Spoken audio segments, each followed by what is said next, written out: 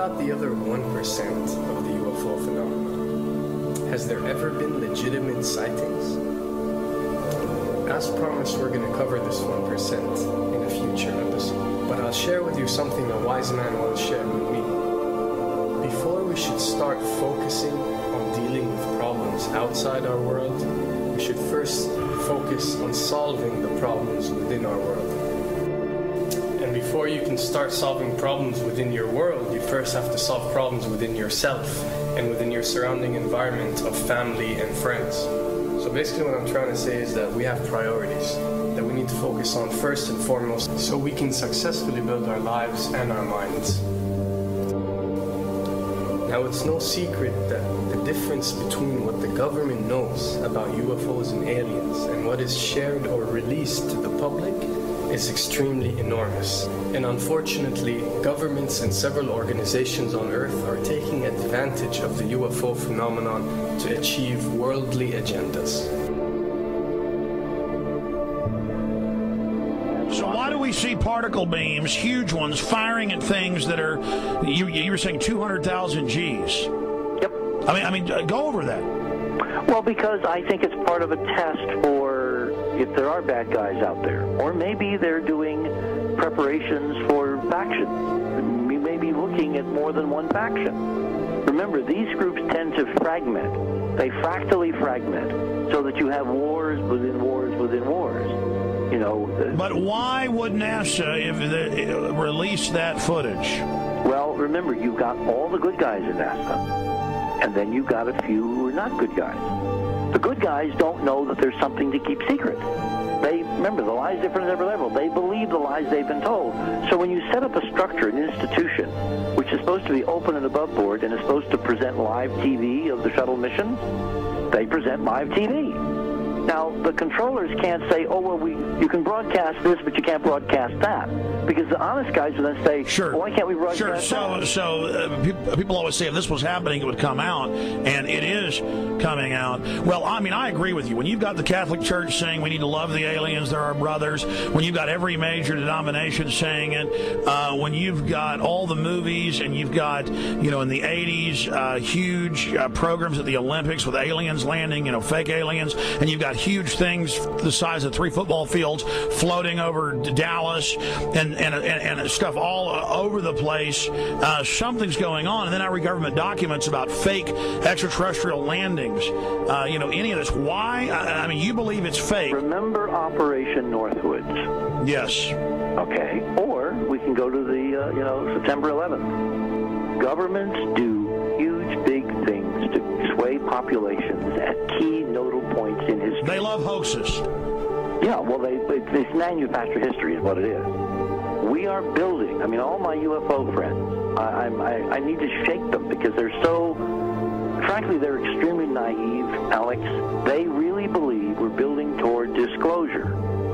I believe we're building toward a mass, carefully manufactured fake event where ETs, who are really humans, who are really part of this secret clique, who are probably Nazis, you know, who have developed or perfected their technology from World War II, which is why you've got to get, you know, Joseph on. They are going to basically fake out the world. And there's an incredible window on the Nazi black ops programs, the compartmentalized, incredible high technology efforts that were being funded by the Nazi war machine, particularly toward the end of the war in a desperate effort to win the war, and they fastened their hopes on several key technologies, some of which appear to be the control of gravity itself, which again is a separate piece of data from my work, which came at this from a hyperdimensional physics perspective. I mean, we know there's a lot of suppressed technology. I mean, 20 years after the B-2 bomber was already in service, they declassify it. So we have a lot of cases of that. We know there's a whole shadow government.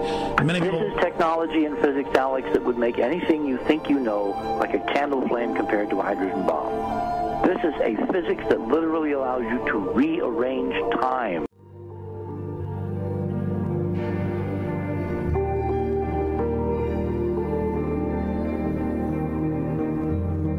that. But I mean, imagine you've got all these compartments in these pyramids within pyramids of compartmentalization. That's why that's the New World Order symbol.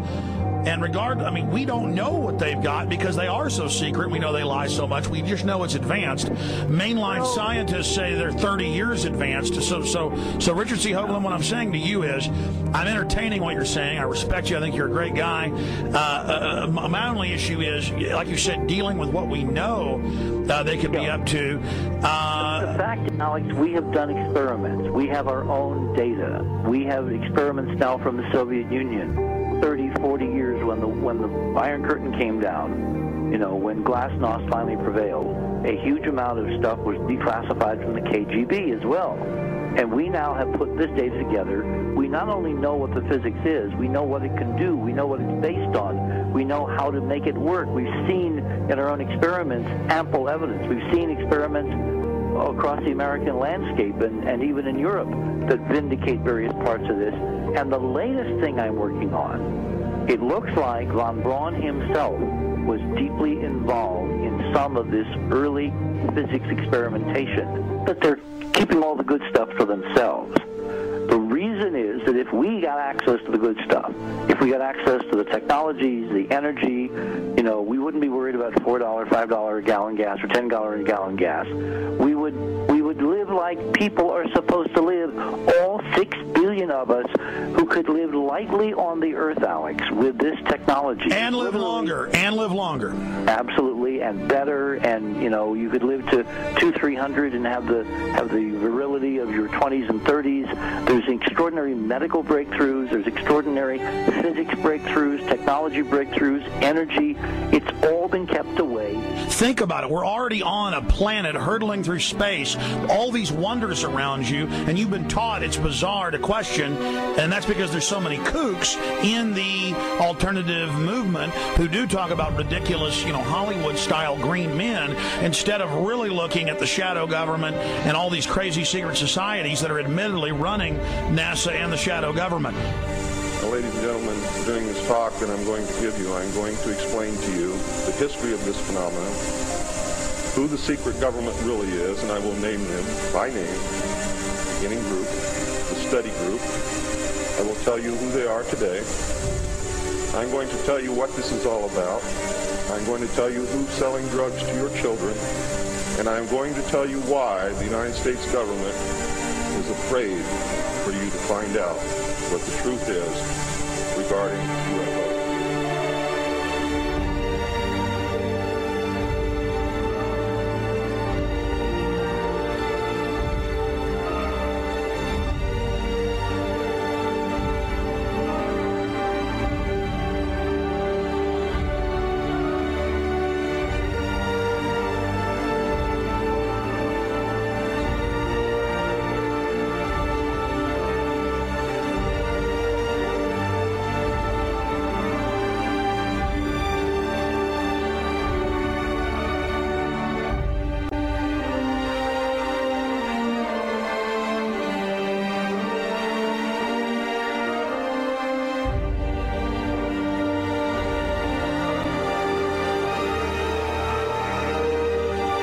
And it turns out that even though she remembered that she'd been part of the team to debrief the astronauts, she couldn't remember a thing that they said.